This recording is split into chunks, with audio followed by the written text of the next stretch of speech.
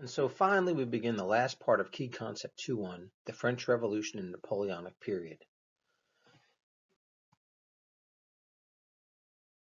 The French Revolution posed a fundamental challenge to Europe's existing political and social order. And as we look at the existing order, it's often called the ancien regime or the old regime, but the influence of the three estates. There were three estates, and each estate had one vote in the Estates General. And although the Estates General had not met since the early 1600s, it was a system of government that, if called into session, and when it was called into session, is going to lead to great conflict because of it was a vote by estate rather than vote by representation. So the three estates, the first estate were the church. About 1% of the population probably owned about 20% of the land. Realistically, by 1789, the church had declined in France as far as its power, and so really the first estate was more dominated by the second estate. But what's important to understand is that the first estate, while divided, many members of the clergy supported revolutionary ideals, some did not, but while divided, it still was one vote. And because of that, we're going to see a certain amount of influence at the church or resentment towards the church as a result. The second estate, the nobles, and this estate was about 2% of the population. They owned about 20% of the land, maybe about 400,000 people total. And for the most part, they had experienced really a pretty great resurgence since the death of Louis XIV in 1715. They had a lot of feudal privileges, including the fact that they could exclusive rights of hunting and fishing. They could charge what were called banalities, where peasants in the villages would have to pay to use the village mill. They'd have to pay to use the wine press. They also had the right of corvée, in which peasants were obligated to give a certain amount of days per year for labor. And most importantly, they were exempt from taxation.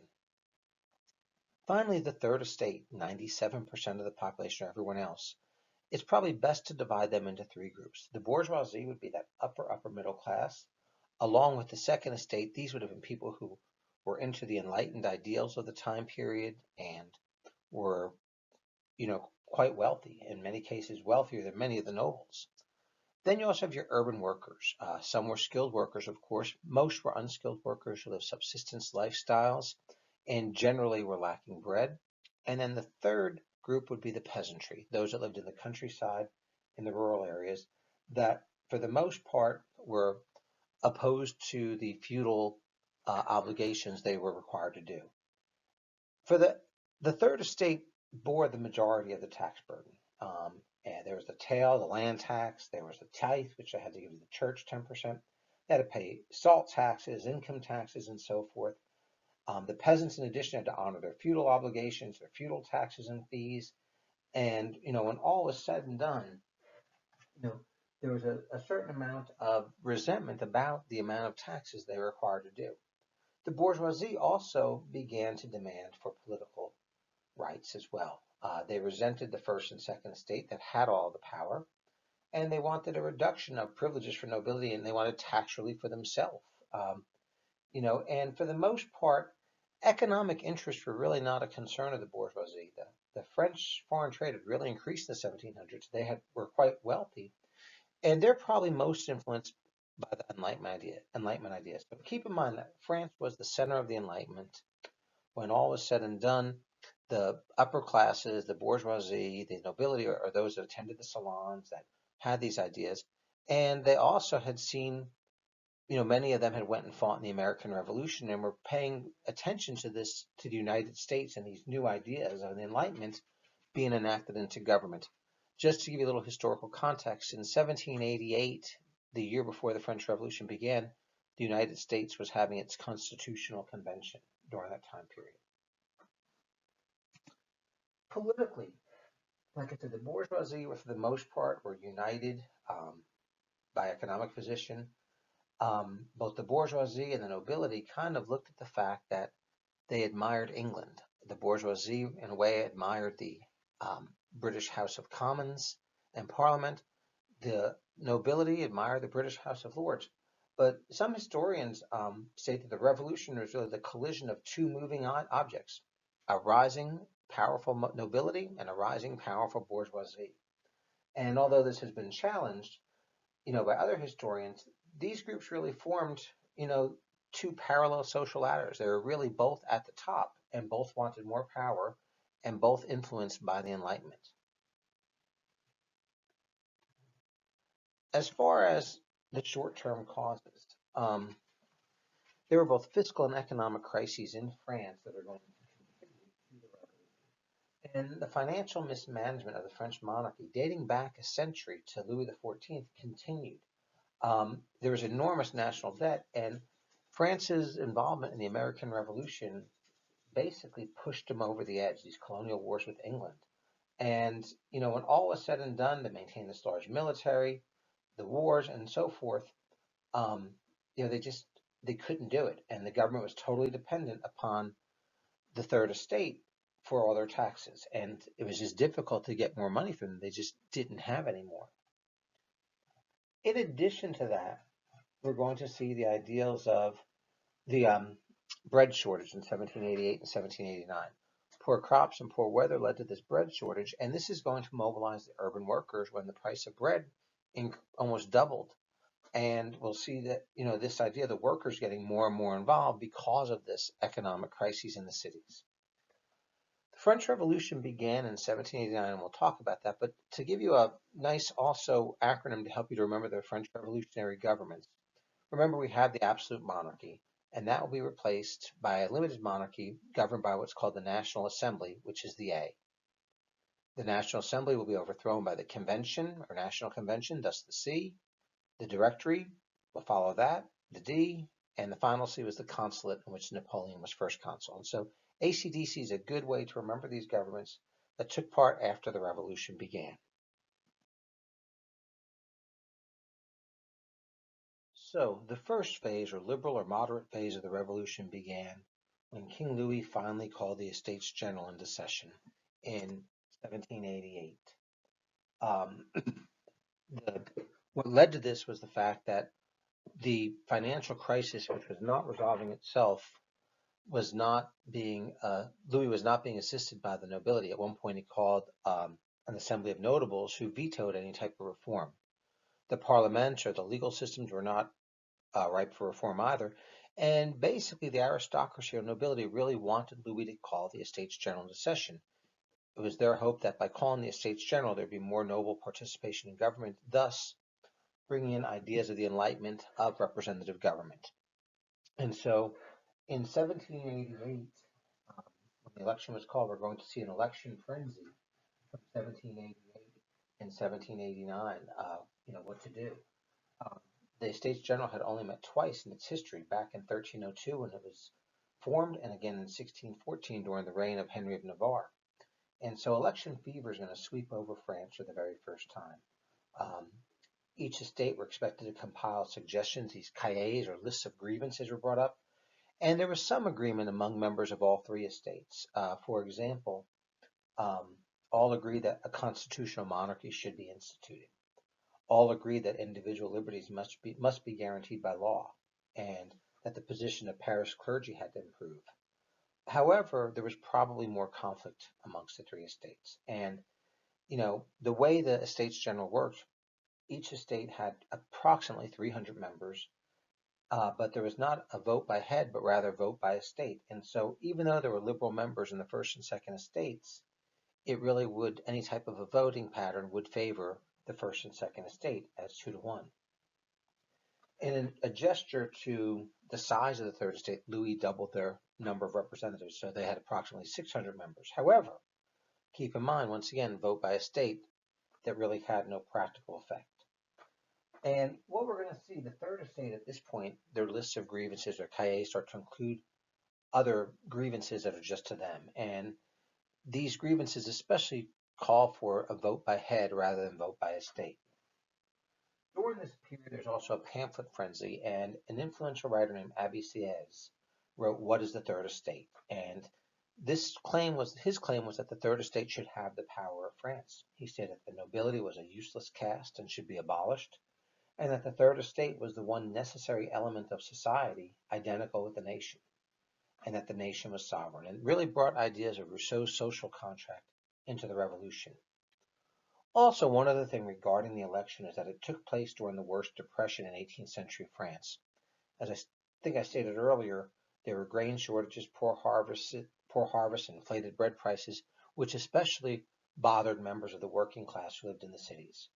And so, with all that said, on May 5th, 1789, the Estates General met, and it was immediately is going to go into debate over voting method. Each estate was ordered to meet and vote separately. The third estate refused and insisted on the entire assembly remaining together. A 6-week deadlock ensued until the third estate asserted its power in June, with the help of a few parish priests who defected from the first estate and a few liberal nobles who defected from the second estate. And on June 17th, they declared themselves the true National Assembly of France and were locked out of their meeting place by Louis XVI. They instead went to an indoor tennis court where they took the tennis court oath, and they swore never to disband until they had given France a constitution, which they finally created in 1791. Thus, the Third Estate had essentially assumed sovereign power on behalf of the nation. This was a pretty revolutionary step. The fact that they're taking this authority for a body of men who had no legal authority. Initially, the king made a conciliatory speech urging reform and then ordered the three estates to meet together. But in the meantime, he then dissolved the Estates General by force and called an army of 18,000 troops to Versailles to protect him. And essentially, at this point, continued upheaval in Paris is going to lead on June 27th for the king to finally recognize the National Assembly. It had been dominated by the bourgeoisie, and liberal nobles. More and more defections from the First Estate came with them. However, with his troops surrounding Versailles for his protection, although he may have officially recognized this, he was seen as being allied with the nobles, and the Third Estate feared the king and the nobles more than ever. In addition to this, Parisian Revolution began in response to the food shortages and bread prices. And on July 14th, working class members of Paris stormed the Bastille and took gunpowder and weapons. They took the governor prisoner, hacked him to pieces, killed 6 soldiers, and ultimately, are going to take control of the city. The next day, they appoint Lafayette commander of the city's armed forces, and Paris has basically lost to the king. And at this point, the storming of the Bastille, though not intended, really saved the National Assembly. The king recalled his troops from Versailles, but also the storm of the Bastille is going to lead to revolutionary upheaval in the countryside with the Great Fear. And the spirit of rebellion spread, triggered a wave of rumor and hysteria. Peasants started to attack manor homes, symbols of the upper class wealth. They burned feudal records and feudal dues, records of feudal dues and feudal obligations. They attacked, landowners. And ultimately, this is going to lead, number one, to a class of nobles who emigrate called the emigres. But also, it's going to lead to, on the night of August 4th, 1789, the August Decrees, which abolished hereditary privileges, declared equal taxation to all classes, and essentially abolished all feudal remnants in France. The peasantry really achieved a pretty unprecedented victory for itself. And after that, it's interesting. The peasants become more of a conservative force than anything else for order and stability, whereas the radical working classes become, more the opposite of that. Also in August of 1789, on August 26th, the Declaration of Rights of Man and Citizen, which became a constitutional blueprint, not a constitution, for France, influenced by, American ideas. Lafayette even discussed the draft with Jefferson while Jefferson was in Paris. It essentially guaranteed due process of law, the sovereignty of the people, that men are born and remain free and equal in rights, the Enlightenment ideas of natural rights, of liberty, property, security, and resistance to oppression, pulling in John Locke, Voltaire, that law is the expression of the general will, pulling in the ideas of Rousseau, and the freedom of expression and religion. And ultimately, this whole idea, even the idea of citizen applying to French people regardless of class. Okay. In October, the National Assembly gets one more further step forward when the women march on Versailles. This women's march on Versailles is going to force King Louis and Queen Marie to come back and reside in Paris with them. And while they did hack to pieces a few guards, the more moderate members convinced the women not to kill the king and the queen. But thereafter, the king and queen became virtual prisoners of the Parisian working classes as well. Okay. Probably the greatest mistake of the National Assembly was when they nationalized the Catholic Church and created the civil constitution of the clergy. This basically created a national church with 83 bishops, where the state would pay the bishops, and all clergy had to take an oath to the state. Probably, like I said, the biggest blunder of the National Assembly. It essentially established a national church, and about half of the clergy refused to accept it, and it led to deep division within the clergy, within the country, and was probably, like I said, the greatest and first important failure of the National Assembly. Especially the peasantry did not like that their priests were forced to take these oaths as well. And finally, governmental reform. The old provincial boundary lines were abolished, and instead a system of 83 departments were created. And this is going to lead to a new system of law courts, uniform administrative structure, and these new departments will lead to a greater bureaucracy in France. A few other notable changes about the National Assembly and things that occurred during that time. Like I said, France did become a constitutional monarchy. The Constitution of 1791 essentially gave the middle class control of government. There were property qualifications for voting, and education was required. There was also economic reforms created during that time period that tended to favor the middle class as well. One interesting one was the replacement of the system of weights and measures with the metric system. However, this will continue. Also, the lands were going to be confiscated from the Catholic Church, further alienating Catholics in the country. And based upon these lands will be a new paper currency called assignats, and these are going to use these lands to sell off the national debt. Unfortunately, this really didn't work to alleviate the economic crisis, and the crisis continues. More importantly, Louis XVI and Marie tried to escape France in 1791. They wanted to join the émigrés and perhaps form a counter-revolution, and they essentially were captured outside of the border, known as the Flight to Varennes, and at that point they became prisoners of the Parisian mob. And this is going to lead to the beginnings of the radical phase and the beginnings of the First French Republic. To understand the beginnings of the radical stage, we need to talk about the identification of parties and the Jacobin groups. During the moderate phase, groups had formed, these Jacobin groups, that wanted to abolish the monarchy and create instead a republic. Groups known as the Gironde and the Mountain, or Montagnards or the Mountain, or the Girondistes, were the most prevalent Jacobin groups. And as these groups began to gain more and more power, they are going to encourage others.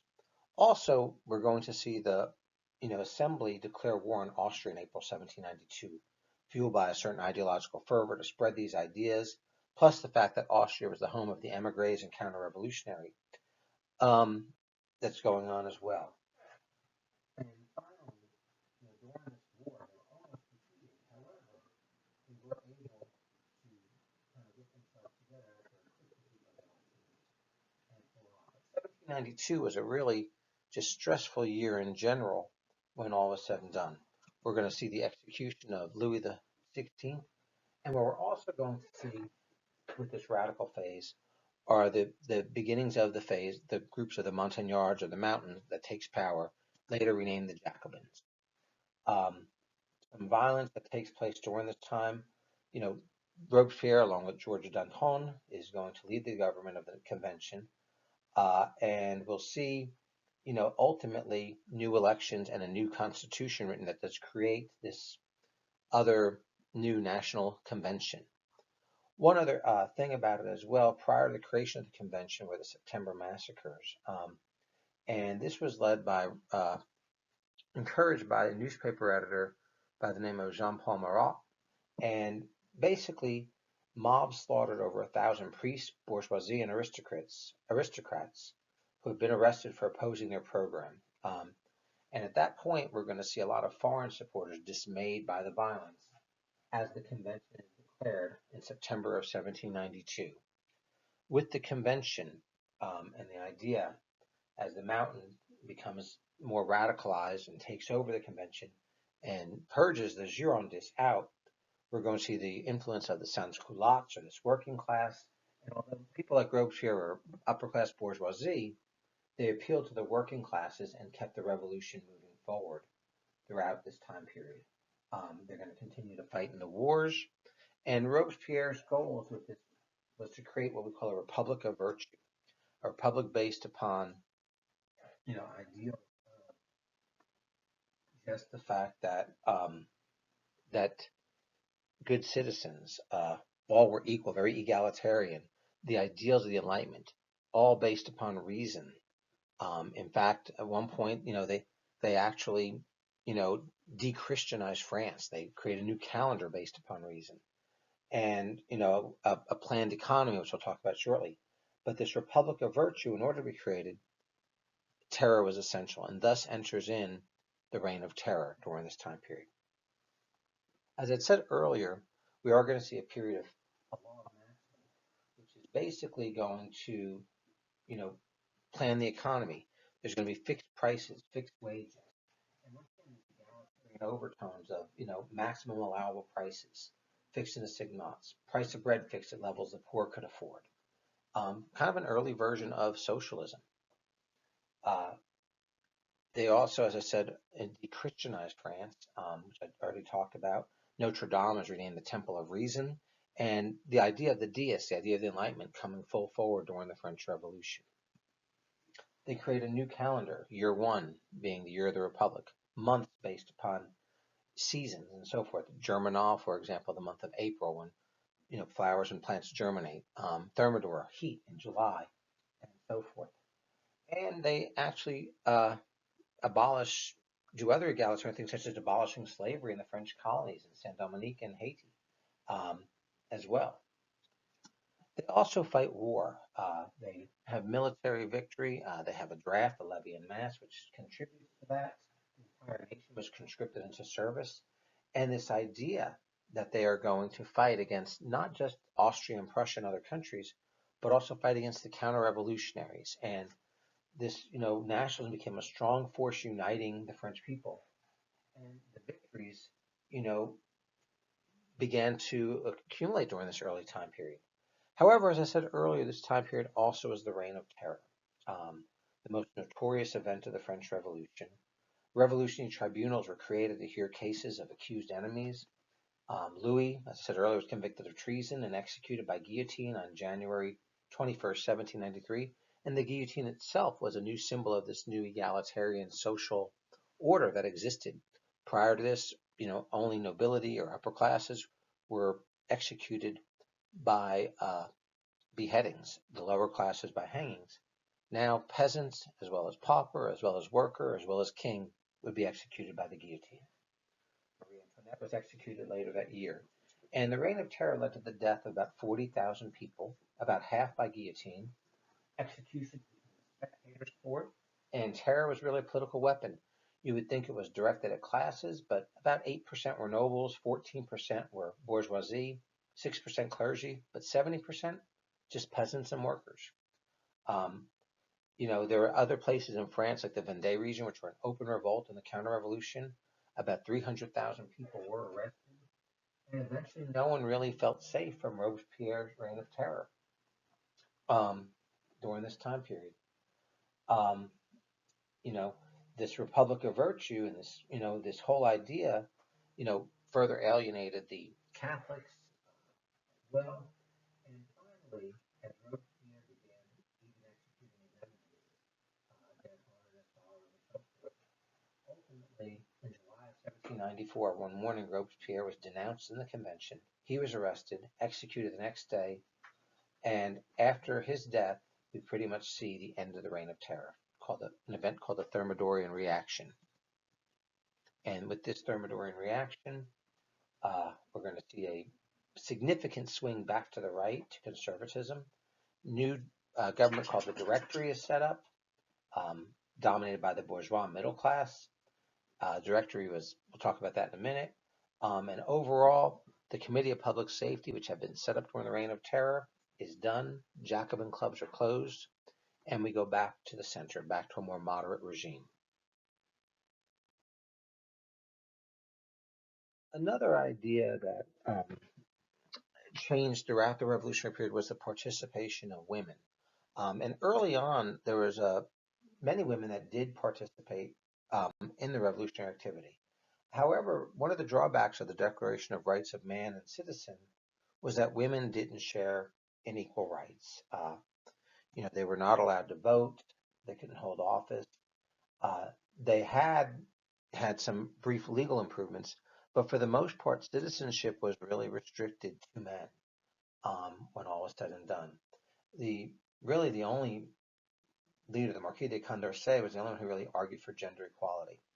Olympe de Gouges countered the Declaration of Rights of Man and Citizen with the Declaration of Rights of Women and Citizen. Following the Declaration in each of its articles, she applied them to women explicitly. She also asserted the right of women to divorce under certain conditions, to control property, and equal access to civilian careers and public employment. Mary Wollstonecraft in England published The Vindication of the Rights of Women, with ideas similar to de Gouges. And Madame de Stael actually ran a salon and wrote books that deplored the subordination of women. Yet, for when all was said and done, this was a little bit too radical. In fact, de Gouges was guillotined during the Reign of Terror for these radical ideas, and we're going to see the rights of women even further decline once Napoleon comes to power.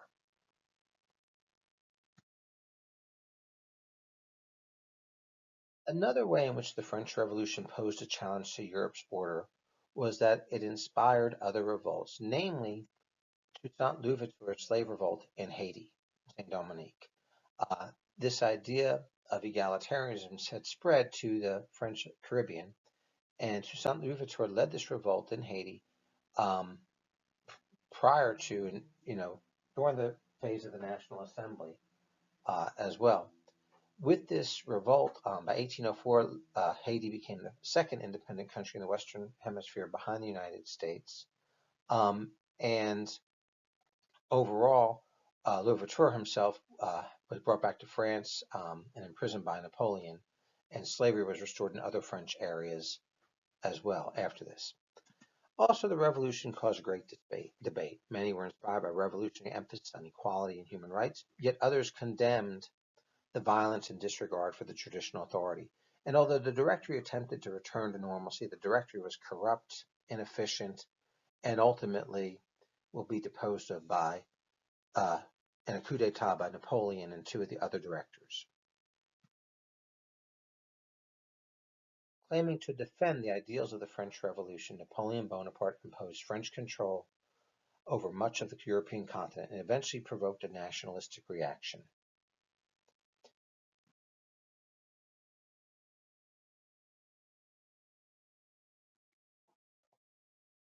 As I stated earlier, in 1799, Napoleon and two of the directors in a coup d'etat overthrew the Directory and established the consulate. Napoleon was named first consul in 1802.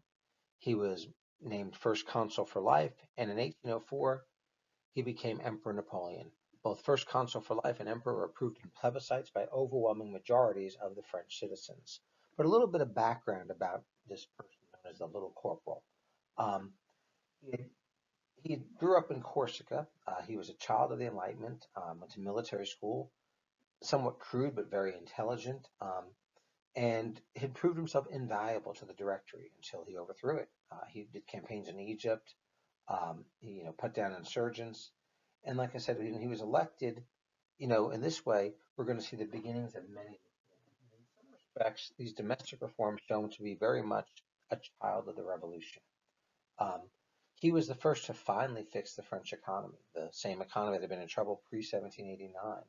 He had a national system of taxation based upon equality. He established the Bank of France. He also made peace with the church. Remember, most of France was still Catholic. Um, he recognized that the church was part of the secular society with bishops and priests in the state. He settled the issue of land. The Pope would be a spiritual leader. And this concordance of 1801 with the church, made peace with the church and were able to gain the support of Catholics once again. He gave a general amnesty for some of the exiles, some of the emigres, and allowed them to return. And he generally allowed for what we call equality of opportunity. He created lycées, Lycees. These were schools that were made, and ability to determine how well you did. They were quite expensive, but there were scholarships set up for those that were unable to afford them. And finally, the Napoleonic Code. This was a new civil law code. All French laws on book were brought together in this code, reflect very much enlightened and revolutionary ideals, entitled to legal equality, regardless of status, protection of private property, recognition of freedom of conscience. The two greatest drawbacks, though, to the Code Napoleon were the fact that, number one, it recognized the fact that women were subordinate, and what few rights they had were actually taken away during the Napoleonic period. Secondly, Napoleonic Code put the state above the individual. And so, as a result, we are going to see a curtailment of certain rights. It was a police state, similar to the authoritarian regimes of old. You could be imprisoned without due process of the law, even though there were courts of law, and established basically a strong central monarchy was established, during this time period without representative institutions. He was basically a dictator, but he was also able to create a great empire.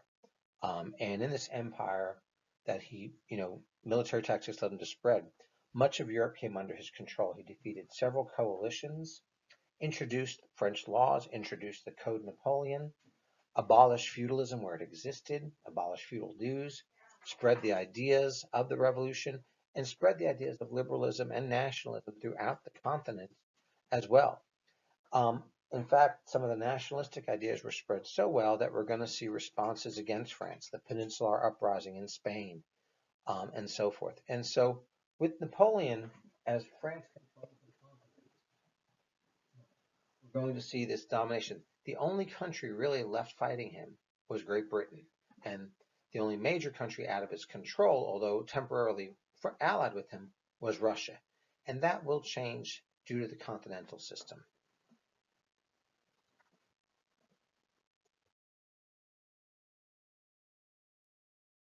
Ultimately, Napoleon's defeat was due to overextending himself on the continent as well as trying to enforce policies upon Russia that Russia was not willing to accept. In 1805 or 1806, after the Battle of Trafalgar, Napoleon recognized he was not going to be able to militarily defeat Britain. And this led him to enact instead a continental system, which would prohibit any of the European nations from trading with Great Britain. In effect, he wanted to economically defeat them. The British responded with orders in council, which basically made all nations go through Britain, and being Britain had the stronger navy, it was much more easily enforced. The continental system also led Britain to focus more on worldwide trade with other areas, and instead of the British suffering, they continued to thrive. There was a black market and so forth. But in 1812, Russia defied the continental system and resumed trade with Britain. And this defiance resulted in his 1812 invasion of Russia. This was a disaster for Napoleon. 80% of his troops died. The Russian scorched earth policy, as well as the Russian winter, contributed to this defeat. The Russians even burnt their capital city of not the capital city. The Russians even burnt Moscow during this time period as well. And ultimately, as the Russians began counterattacking and pushing back the French, the other nations rose up, Austria, Prussia, and so forth. In the Sixth Coalition, these nations joined Britain and ultimately lead to Napoleon's defeat. He is exiled to the island of Elba, and while there, they begin making up the peace treaties. However, he escapes Elba, comes back, rules France for what's called the 100 Days, and during the 100 Days vows that he was done taking territory. Other European countries were not hearing this, and ultimately they engaged him in battle where he was defeated at Waterloo, St. Helena, where he died 6 years later. During this time period, the beginning of the meeting that's going to end this, the Congress of Vienna in 1814 and 15, their goal was to restore the balance of power and to contain the danger of revolutionary and nationalistic upheavals, and their ideas were reflected in something known as the concert system or the Congress system, a concept we'll discuss when we get to key period 3.